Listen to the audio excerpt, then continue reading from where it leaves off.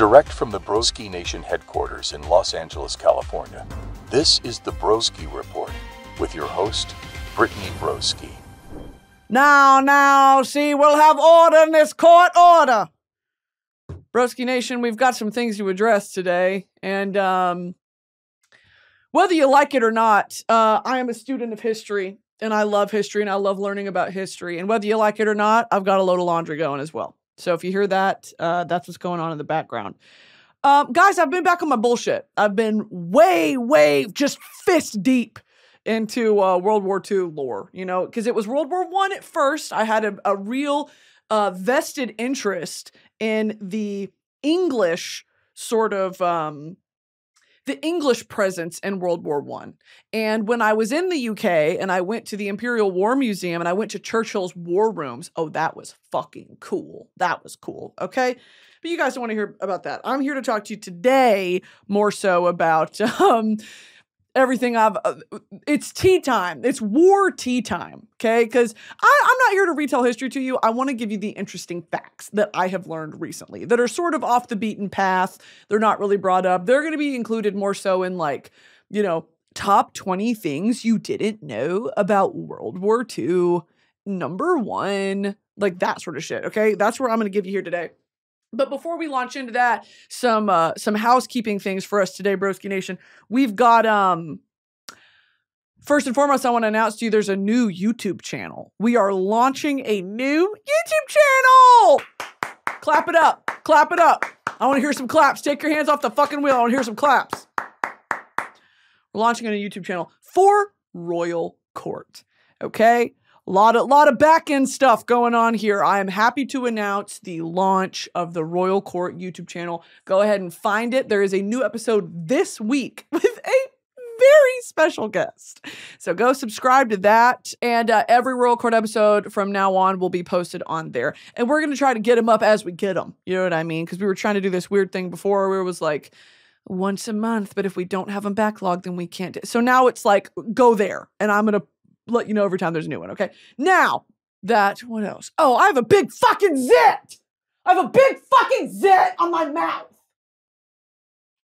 That's the second major update. Got a big fucking goiter right here on my lip that's just it's growing in strength and power by the day, okay? There is a town of little creatures living under my skin. Just, yes, master, and they're toiling away. They're working. It's finally getting hot here. And I like to keep my house on about 68 degrees. But today it's really just not working. Okay. Like I said, order in this court. Everybody be seated here. The program's about to begin. Order. Okay. So here's what I really want to talk to you guys about. Well, actually, no, I'm going to launch into this, and then at the end, I'll get into what I missed from last week, okay? Did I just bite my tongue? Yeah, I did. You bite your own tongue. Fucking ow. Okay. I have started watching Band of Brothers, okay? And can I just say something also? If you guys are like, oh, I don't want to hear about history, fucking grow up. Grow up. Maybe you might learn something. Open your ears and open your eyes and shut your little lips and you might learn something, okay? Because I'm not, like I said, this is my approach. If I was going to be a professor of anything, it would probably be language, okay? I would probably, once I'm at a level of fluency of Spanish that lends itself to, you know, having a really niche interest in the language, which I do have, but I've been kind of lax in my studies recently. I'm finally back into doing my lessons with, you know, Maddie's Mundo, my professor, of course. At a much later stage in my life, after I've traveled the world a bit more, learned a lot more history, and just have all around more wisdom and more life experience, I would love to actually get my master's and then my doctorate in the Spanish language. And a specific sort of area would be phonetics, like Spanish phonetics. I would really love to do that. So putting on that cap for a second of every day we live on this planet is an opportunity to learn and to grow as humans and to be more culturally aware and culturally informed. So if I were to be a professor of anything, specifically it would be Spanish, but of anything, I think the mark of a great instructor, of a great teacher, is you make what you're saying into a story, you make it compelling, and you tell it as if, you know, it's the next episode of a TV show. You have to approach history in that way because it was lived day by day by the people who, you know, survived it. And if you tell it in that sort of suspenseful narrative way, I think that that is really what I enjoy as a student, is being able to put yourself into this storyline and imagine, how would I have reacted? How would I have, you know, what would me and my family would have, what would we have done? And so I think that that's the true tell of a great teacher, is how do you keep your audience engaged? How do you keep them on the edge of their seat? Like, and what happened next? What happened next? Because you'll remember it better that way as well. And you know, we've all had horrible instructors who are just there to collect a paycheck and move on. And even worse, maybe they're being paid to be a teacher or an instructor, and then they just make you read the fucking PowerPoint. I lived through that in college and in high school, or you just get there and they're just reading words on a screen. You're not teaching me anything. You know, what is the benefit of having a real life person, a quote unquote expert in this field, who is qualified and trained to teach the youth this topic? And you're going to sit up there and read off of a PowerPoint to me? I can fucking do that. And so I think that the real impactful professors that I've had in my life have made me care about the topic at hand the way that they care about it. So that's kind of the approach that I want to take with you today, okay? Is I care about this because I find it very interesting, very interesting. And it's also the sort of underbelly of a more commonly discussed topic, which obviously World War II, okay, everyone knows about World War II, but these are facts where I'm like, oh, damn, okay? All that to say, I started watching this show called Band of Brothers. This is an old TV show. It's from like 2001. And the young gentlemen in it are so... I don't even care. Because guess what? It's not about that. But is it important to bring up? No. But am I going to bring it up anyway? Yeah.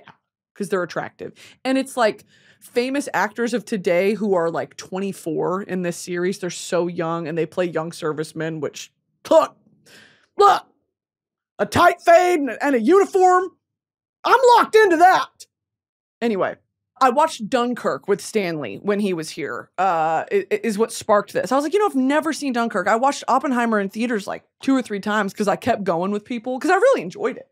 Obviously love Cillian Murphy and it's a star-studded cast, but I never gave much thought to any of the subject matter that Oppenheimer is about. I didn't know that there was a race for, you know, who was going to come out with the A-bomb first and how imperative it was that we beat the Germans to it, that sort of thing. So obviously watched Oppenheimer when it came out. We were talking about in the vein of Christopher Nolan films because I'm not really a film girl, okay? I'm watching Iron Man 2 and I'm watching Shrek. That's kind of what I'm locked into.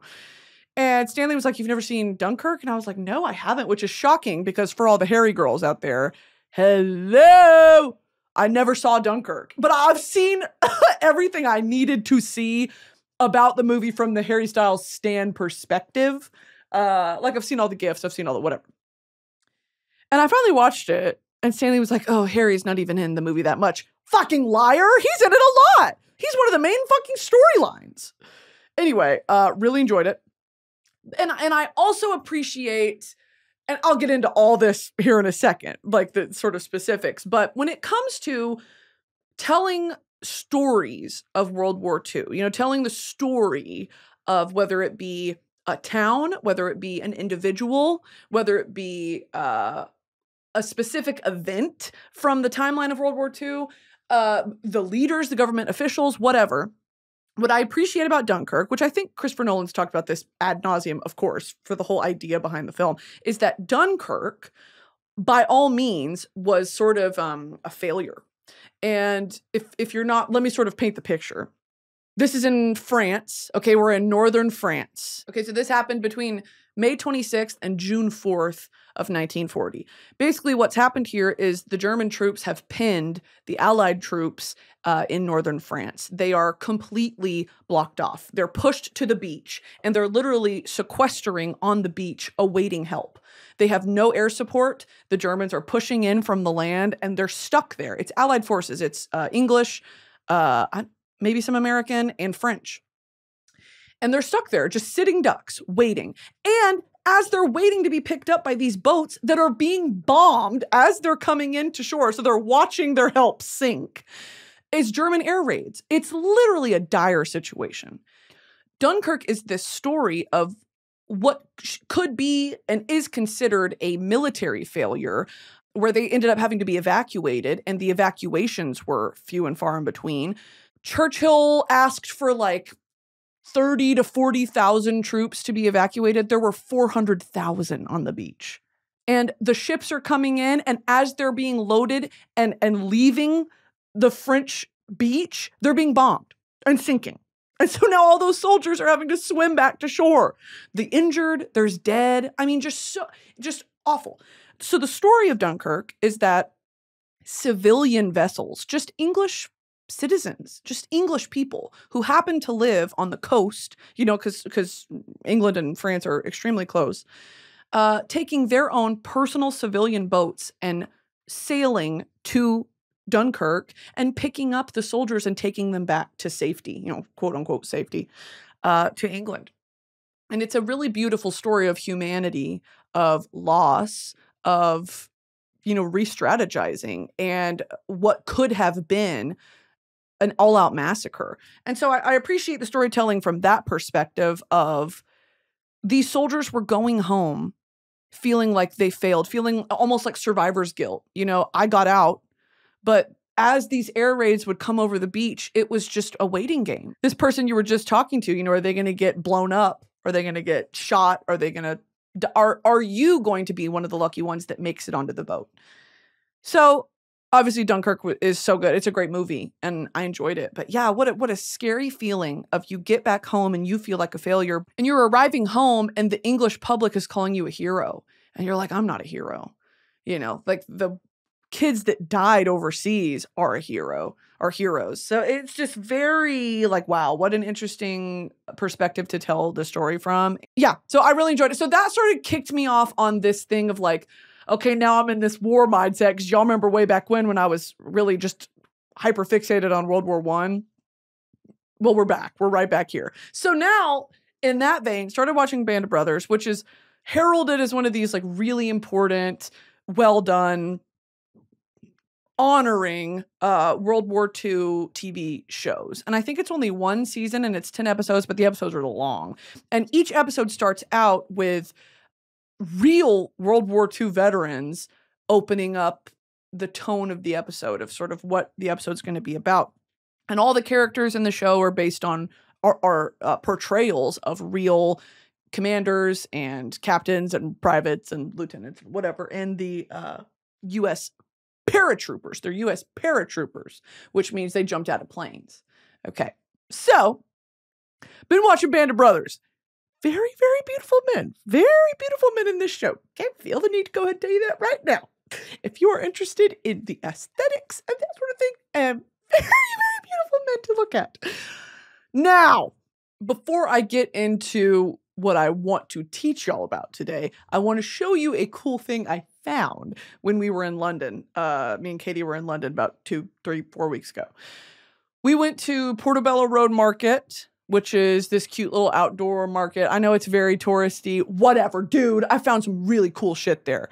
And I want to show y'all these things I bought. Number one, we stumbled across this girl who had this tent set up that was all cigarette cards. And I'm thinking, what the fuck is a cigarette card? I'm like, they're selling cigs over there? No, it's cigarette cards. And it's completely set up, all these different ones. And I go, what are these? And she explains it to us. And she included this little thing on the back that says, Cigarette cards were originally used as stiffeners in soft packs of cigarettes from the 1880s onwards. The concept developed into issuing them in series of 25 and 50, covering themes that would appeal to men. For example, military, sport, transport, and for women, flowers and costume. The idea being to encourage them to collect the full set. The advent of war in 1939 stopped production, and the impetus was lost, although the hobby remained popular.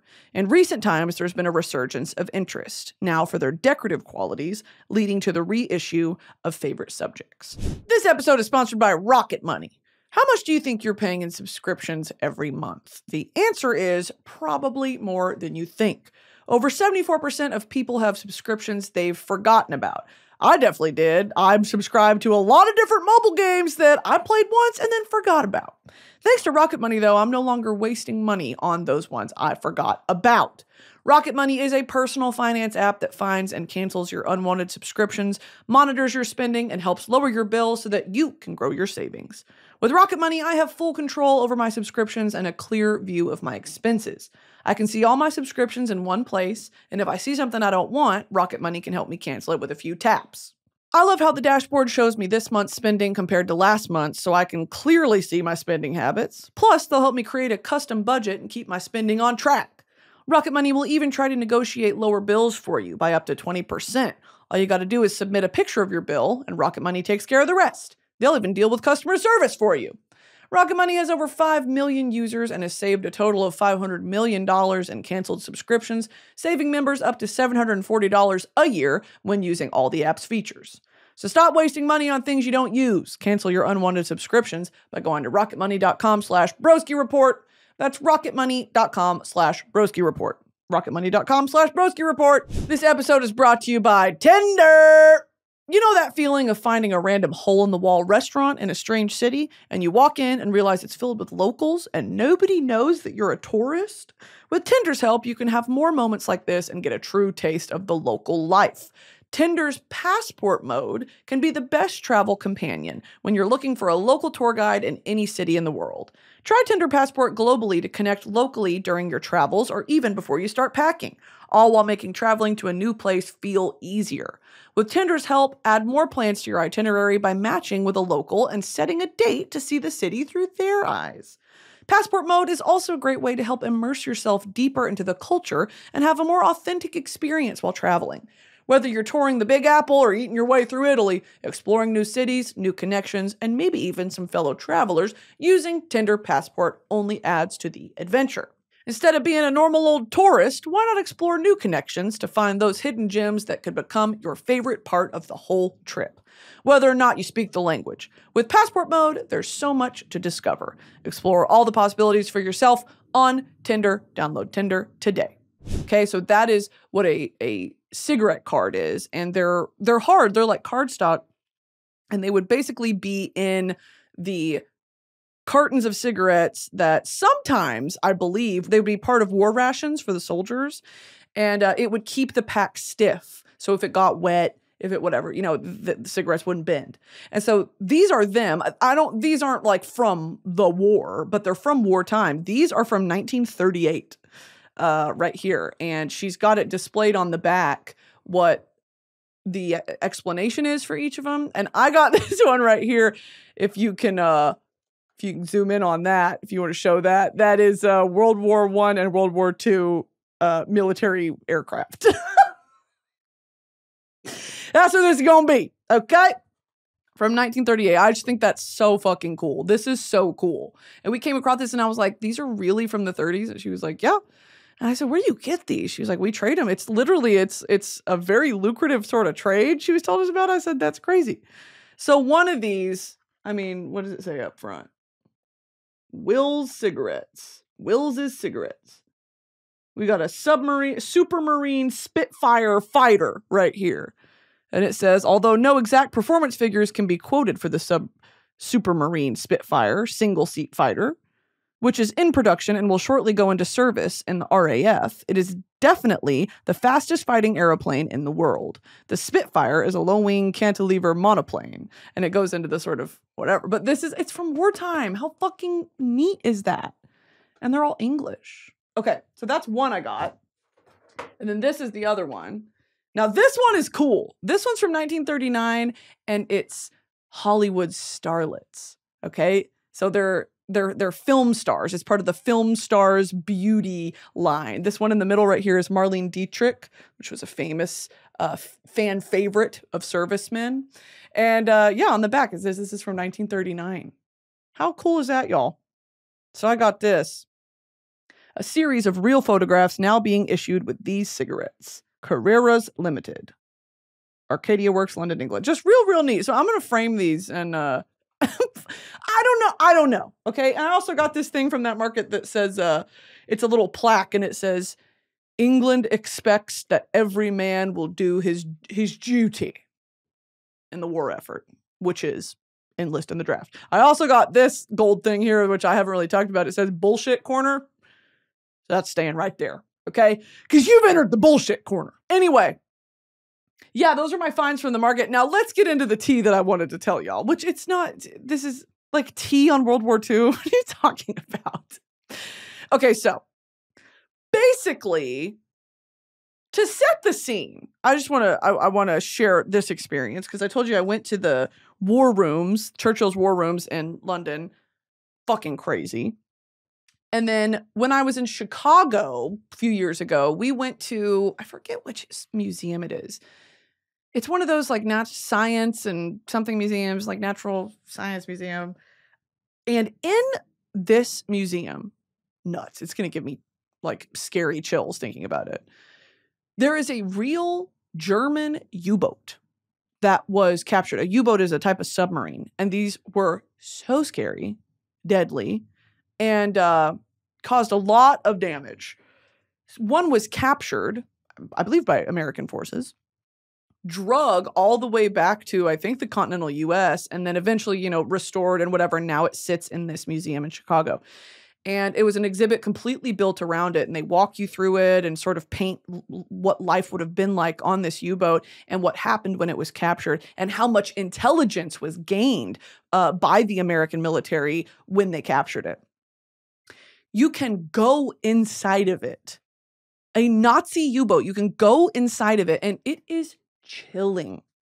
On the wall next to it, they have like one of the original Nazi flags it was on. It's just chilling. It's like, you read about this shit in history books and you hear about it, but like being there, looking at it, it was like chilling isn't even the right word. It's like, oh, this is evil.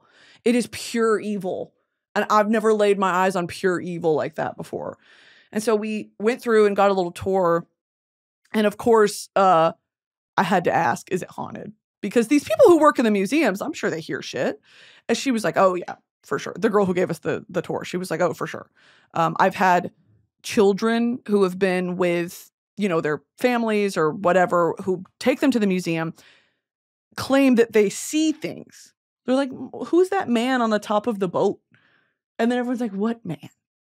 And it's little kids being like, who's that man? What? So of course it's haunted. Of course it has horrible, horrible negative energy attached to it. But yeah, just very, very interesting. So in that vein of just chilling, evil sort of things, I was watching this documentary recently about the sort of hidden secret life of Hitler. And because we obviously know his hypocrisy knows no bounds, and he was truly one of, if not the most evil man to ever live. He portrayed himself as the pinnacle of mental and physical strength and health. But there was a completely opposite, true history that was untold, which was he was a tweaker. He was a fucking tweaker. He was reliant on so many different, I think, falsely prescribed injections and pills and tonics, pills and potions that like sort of kept him ticking. He had high blood pressure. He had high cholesterol. He had I think a heart attack. If not had a heart attack, then he had a heart condition. All these things. Also, not even to mention the fact that the whole like Aryan shit, he wasn't even German. First of all, he was Austrian and he was a brunette and he didn't have blue eyes. All this shit, I just, This documentary basically was talking about how many different things he was on. And here's the biggest tea of all that you bitches don't know, is that Hitler was off the gas station dick pill. He was prescribed dick pills. And he had IBS. Hitler was shitting. He was pooping himself. It was characterized as aggressive flatulence. That's what he had. How are you going to be hateful, fat, old, and you're farting? And you're farting blood? Cringe. How are you going to be one of the most evil men alive and then also have diarrhea? Just the fuck?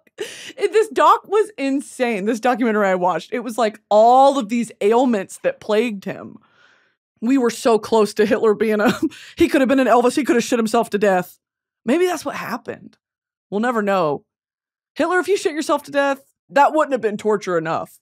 Okay, so that was one of the first ones, is that his health and mental health was rapidly deteriorating to the point where he like shook into his 50s, obviously before fucking killed himself. He was rapidly declining, which is just like, I found very interesting.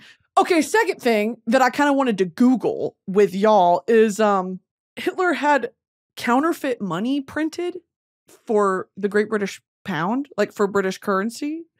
Counterfeit money because he attempted to like destroy the economy of Great Britain. And I'm like, I didn't know that. So let's Google that.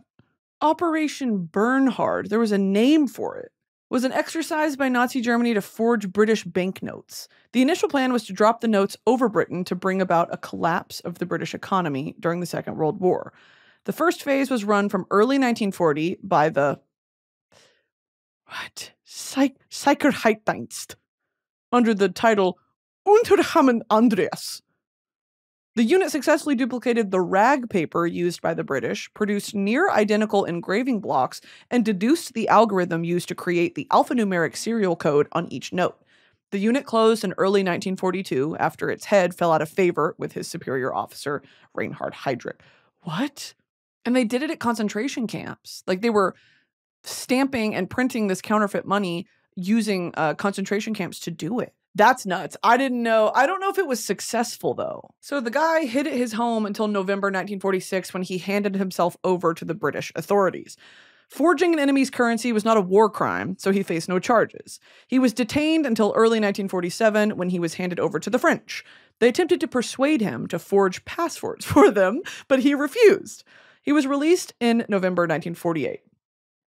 He underwent a denazification process, during which statements were produced from the forger inmates whose lives he had been responsible for saving. What? Examples of counterfeits from Operation Bernhard have appeared at auction and have been sold through dealers for a higher face value than the original £5. There are also examples of the notes in the Museum of the National Bank of Belgium and the Bank of England Museum. The International Spy Museum holds an example of an Operation Bernhard printing plate. What's the International Spy Museum? Where is it? Oh, it's in DC. I want to go here. It's in DC. Visitors received the conclusion to their undercover mission in the debriefing center, including a performance debrief that summarizes their top spy skills. Oh my God, I want to do it so bad. You get like assigned a mission, like a fake mission. Oh yeah, we're doing that. We're doing that. Holy shit, that's cool. Okay. Yeah, so that's nuts. I didn't know they printed fake money, and now apparently it's worth a lot. So the next thing I want to talk about is the concept of the banned art museum by Hitler in Germany. And this was supposed to display how degenerate and rotten these art pieces were and like detest everything that they represented. Meanwhile, there were plenty of museums that offered, Reich-approved art that the public could go admire. But of course, when this shit opened, everyone flocked to it because they want to go see the banned art.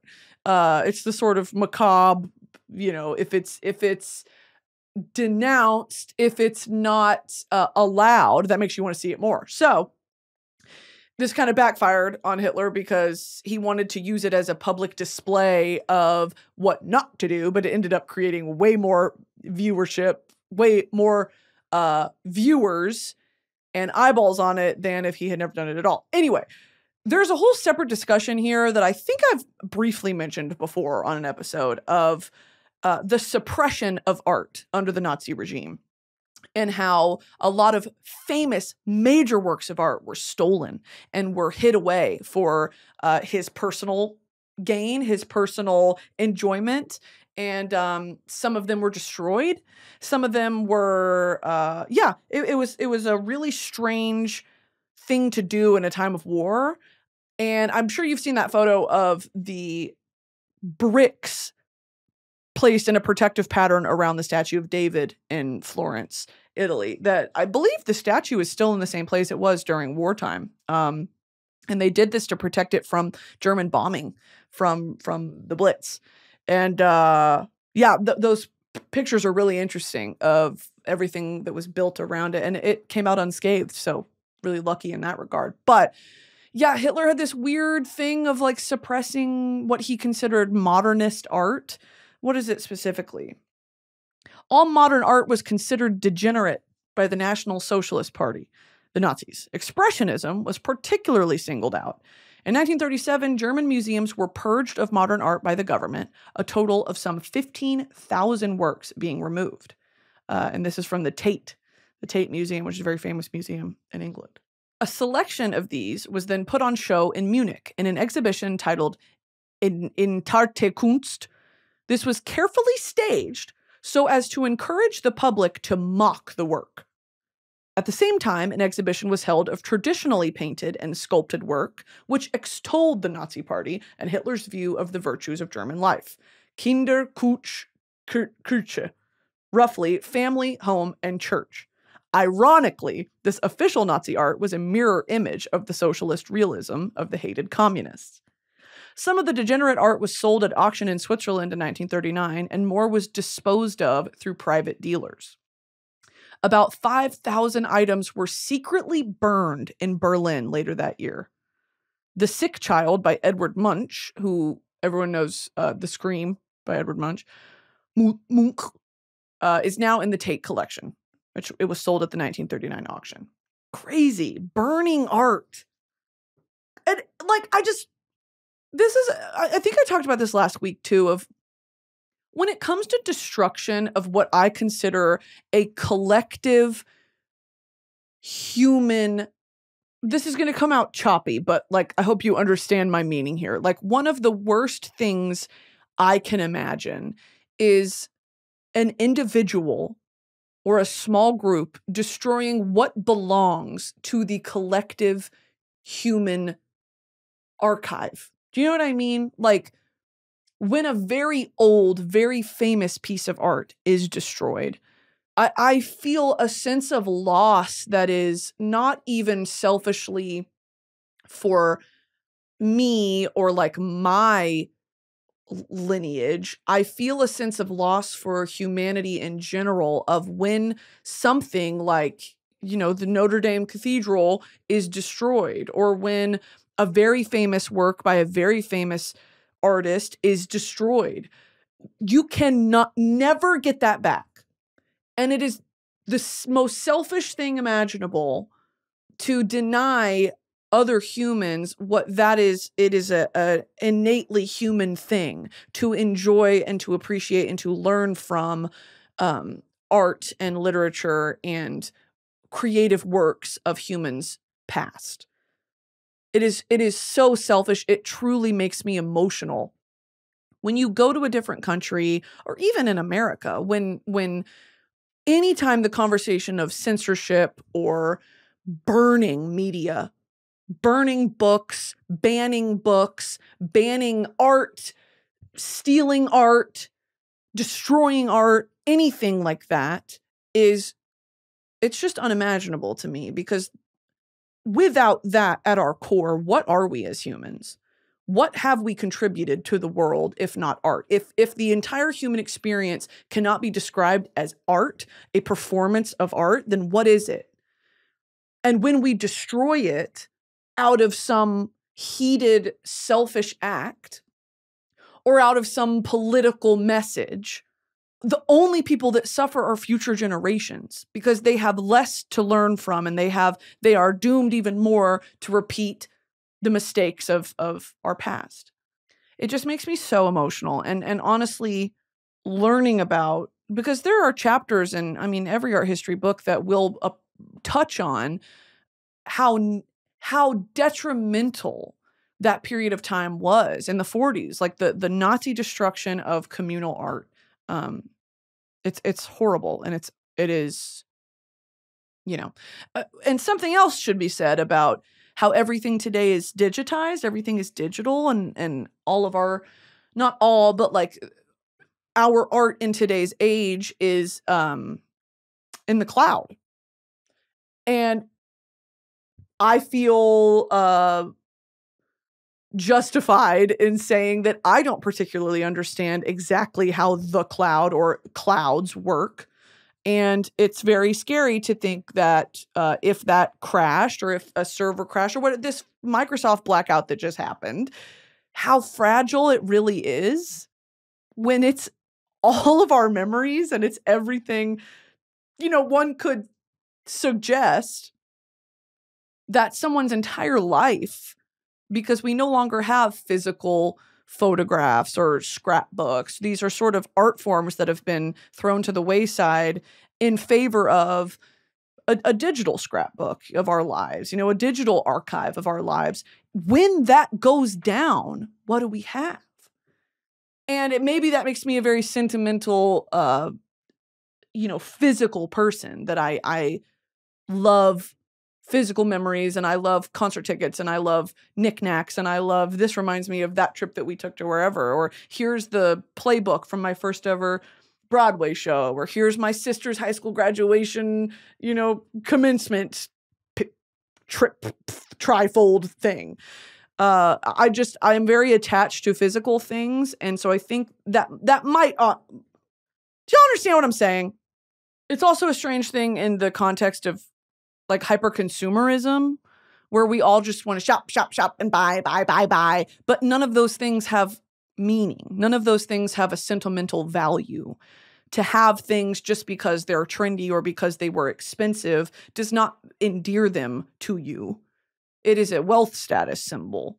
And I think that the wealthiest you could really be is being rich with memories and people who you love, and reminders of how much you love those people and the good times that you've had. I think that's a truly wealthy man, a truly wealthy person. This episode is sponsored by Factor. Warmer, sunnier days are calling. Fuel up for them with Factor's no prep, no mess meals.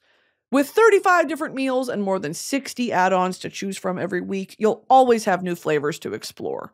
Crush your wellness goals this summer with dietitian-approved meals and ingredients that you can trust. Make your day delicious from breakfast to dessert. Stay fueled with easy, nutritious options. Treat yourself to restaurant-quality meals that feature premium ingredients like filet mignon, shrimp, and blackened salmon. You can keep kitchen time to a minimum as well. Factor meals are ready in 2 minutes. No shopping, prepping, cooking, or cleaning up.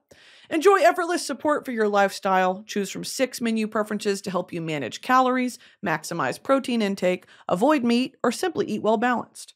Head to factormeals.com/broski50 and use code broski50 to get 50% off your first box plus 20% off your next month. That's code broski50 at factormeals.com/broski50 to get 50% off your first box plus 20% off your next month while your subscription is active. So anyway, yeah, that shit's crazy. That shit is nutso to me, that he had this banned art museum, and it was supposed to be teaching the public what not to do, and it completely backfired because of course people want to go see, and I want to know what was in it.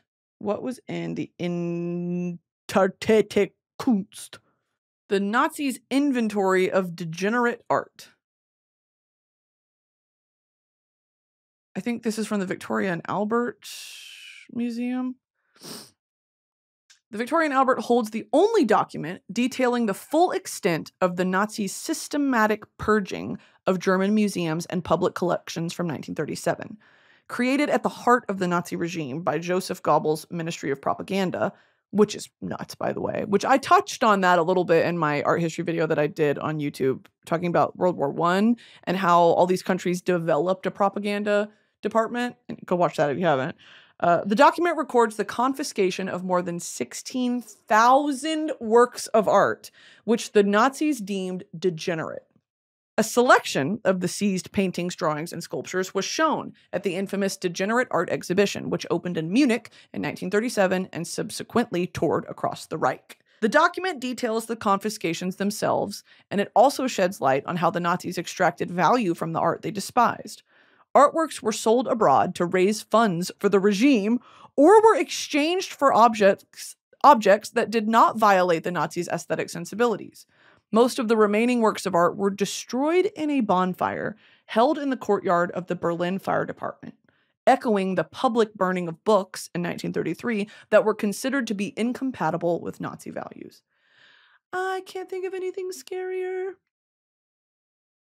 That's fucking terrifying. There's nothing scarier than burning books, than burning the public's access to information. You know, that's also why I've talked about Chernobyl on here as well. Chernobyl. Sonny and Chernobyl. I've talked about that before, of how interesting it is to me the extent to which a government is willing to lie and classify information for so long. We know governments lie. We know government officials lie. We know that we are kept with wool over our eyes and in the dark. But Chernobyl was an example of how severe and how truly terrifying and evil these people have to be to want to save face more than save their country. Like, save the people of their country. Like, actually how devastating the effects of the Chernobyl nuclear disaster was. And like, they lied to these people. You'll be able to return home in 2 weeks. You know, just get on a bus, get out of here. You'll be back in 2 weeks. Never to return. Never to return. Damn near 50 years later, will probably be inhabitable ever again. Anyway, exhibiting degeneracy. After the Nazi seizure of power in 1933, Germany's new rulers organized so-called condemnation exhibitions across the Reich. These would ultimately serve as the blueprint for the 1937 Munich exhibition. The exhibitions, which had titles such as Chamber of Terror, Art in the Service of Subversion, and Degenerate Art, were united by a common theme. They denounced works of art which were interpreted as an attack against the German people and as symptoms of a cultural decline inextricably associated with liberal democracy. The exhibitions argued that this art had been nurtured by those politicians who had betrayed Germany by signing the Versailles Treaty, which was the peace treaty that ended World War I, condemning Germans to a life in servitude to outside forces, and who had thereafter promoted utterly destructive social and cultural trends. Many of the artworks displayed in these early exhibitions would later be confiscated in 1937, recorded on the inventory, and displayed in the Munich exhibition. Such pieces included Otto Dix's anti-war paintings. Yo. Oh, that's crazy! Otto Dix's anti-war paintings that depicted the gruesome reality of trench warfare and the emotionally and physically crippled veterans it produced. These were denounced as an attack on the honor of the German soldiers and an assault on their heroic memory. What? Now, if y'all haven't seen my YouTube video, I literally kind of teach about this, that Otto Dix was an incredibly important war art historian, truly. I mean, he was a record keeper. If you want to think about art, historical art in that sense of, it is a record keeping, to a certain extent, of the time. And if it's not a historically accurate retelling, then it is definitely a sort of screenshot of the emotional impact of the war at that time. So, you know, it's like when we've talked about things like paintings that are commissioned by Napoleon or commissioned by the king of whatever country, that you can't really trust that to be an accurate portrayal, because of course it's influenced by the person in power and how they want the moment to be remembered. So always taking these pieces of art with a grain of salt. But with Otto Dix, His thing was really portraying the emotion of what it was like to be on the front lines, to be in trench warfare, to have lived and survived this incredibly traumatic world event that he happened to be a part of. Otto Dix, I want to say he was, not Otto Dix, Hemingway. Ernest Hemingway was a medic. He was a medic in Italy. Ernest Hemingway, World War I. Medic? I'm so smart. Hemingway, during the First World War, Ernest Hemingway volunteered to serve in Italy as an ambulance driver with the American Red Cross. In June 1918, while running a mobile canteen dispensing chocolate and cigarettes for soldiers, he was wounded by Austrian mortar fire. Crazy! Crazy. Anyway, yeah, Otto Dix was incredibly important, and his paintings have helped us contextualize and paint a more accurate picture of what that lived experience was like. And I'll show you one of his famous ones. This is one of his most famous.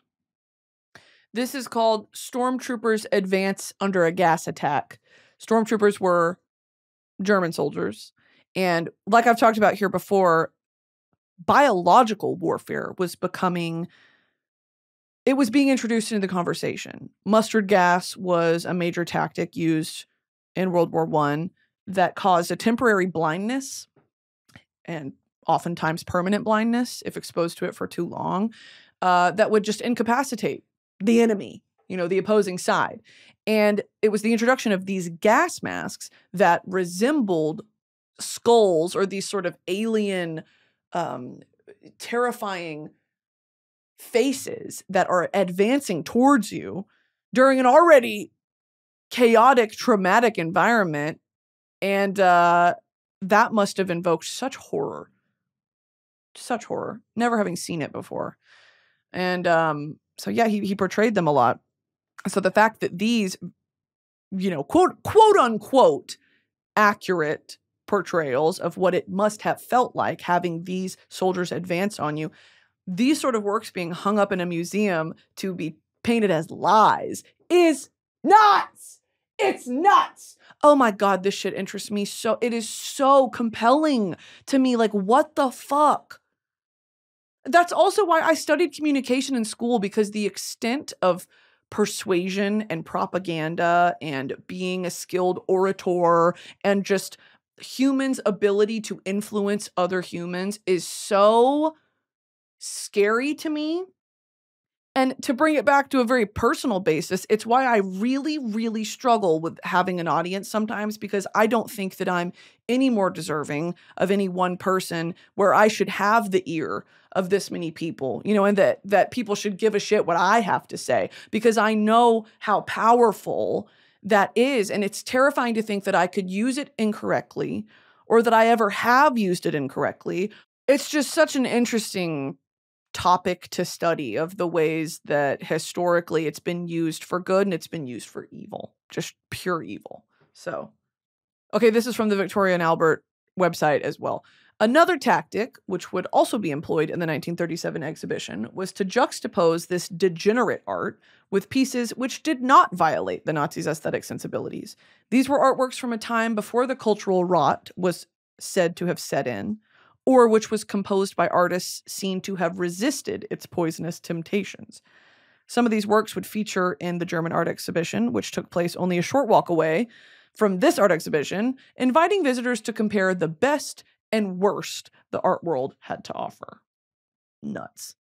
Also, in this context, feel the need to say that Hitler was a failed art student. Like, he wasn't, right? He dropped out of art school, or he wasn't allowed into the art school that he wanted to be in Austria.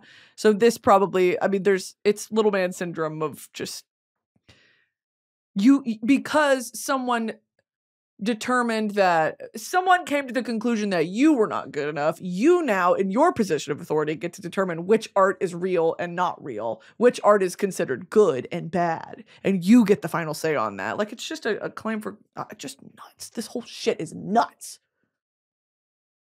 The ego of man knoweth no bounds, but it will always knoweth a fall. Wow. Okay, So that's kind of going to do it for me in the sort of like historical hyperfixation thing right now. I'm going to keep watching Band of Brothers because it's real good so far. Very sad. Obviously, any retelling of a war story is very sad because you see the camaraderie and then you see the camaraderie be ripped away by just instant and tragic death. And it's interesting now to watch these sort of things and enjoy it, but also be like, oh, this is American military propaganda. It's hard. I will say, though, when it comes to World War II stuff, it's hard not to be kind of patriotic because I'm like, damn, we really showed up and showed out in that context, of course. And that goes with. Okay, anyway, my songs of the week are I'm Back on Northern Attitude by Noah Kahan and Hozier. That one, it's just going to do it for me every time. I do love that one. It's going to do it for me every time. We're also doing Apple by Charli, of course. Apple by Charli XCX, of course. And my favorite is 365. Okay, that's going to be my go-to every time. That's going to get the party started. Apple is great. Everyone's going to do the dance. But 365, that's going to do it for me every time. Bumping that. Okay, happy bright summer to all who celebrate. And my third song is going to be Mystery Train by Elvis. I'm back on my Elvis kick. I'm back on the Elvis kick just a little bit. One of his songs came on shelf the other day, and I was like, damn, Mystery Train is such a good song. So go check that out if you have not. Like I said, new Royal Court channel. So go subscribe to that. Also subscribe to this channel if you're watching this on YouTube. And if you're not, go check us out on YouTube. We've got videos up. New episodes of Broski Report every Tuesday. I promise next week probably won't be as history focused, but Lord knows, okay? What else? Go get your merch if you'd like merch for the Broski Report, broski.shop. Go get you a moo-moo. I've got this is not broski.shop, of course, but this is my beautiful cat moo-moo. My beautiful Halloween black cat moo-moo. And I think that'll do it for me, guys. Thanks so much for listening to me yap. I just get in here off the Premier Protein and the Red Bull X ice water combination, and I just sort of just start yapping. And I really appreciate anyone who listens to these to completion. It means a lot to me. So I love y'all. Thank y'all. And seriously, I'll see you next week. Okay, bye-bye.